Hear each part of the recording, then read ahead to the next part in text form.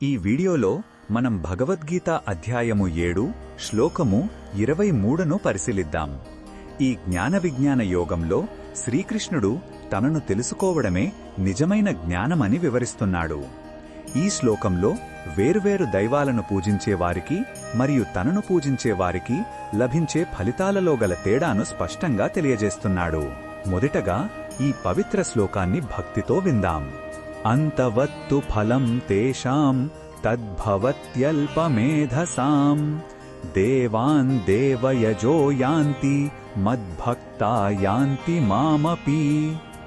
ఈ శ్లోకం అర్థం ఏమిటంటే, అల్పబుద్ధి గలవారు దేవతలను పూజించి పొందే ఫలాలు తాత్కాలికమైనవి మరియు నశించిపోయేవి.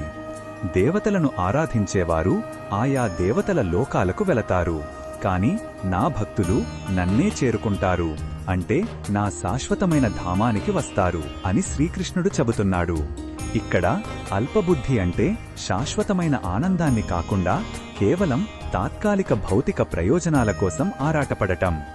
దేవతలు ఇచ్చే వరాలు ఈ భౌతిక ప్రపంచ పరిధిలోనే ఉంటాయి.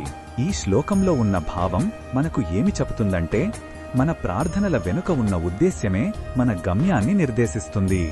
మనం తాత్కాలిక సుఖాలను కోరుకుంటున్నామా లేక శాశ్వతమైన ఆనందాన్ని కోరుకుంటున్నామా అని ఆలోచించుకోవాలి.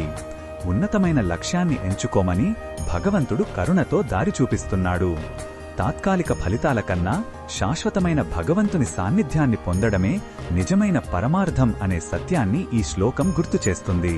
ఈ బోధనను మన దైనందిన జీవితంలో ఎలా ఉపయోగించుకోవచ్చంటే, కష్టాలలో కేవలం సమస్య పరిష్కారం కోసమే కాకుండా దాన్ని ఎదుర్కొనే శక్తిని, జ్ఞానాన్ని ఇవ్వమని భగవంతుని ప్రార్థించాలి. మన కోరికలను భౌతిక లాభాలకు పరిమితం చెయ్యకుండా ఆధ్యాత్మిక ఎదుగుదలకు ఉపయోగించాలి.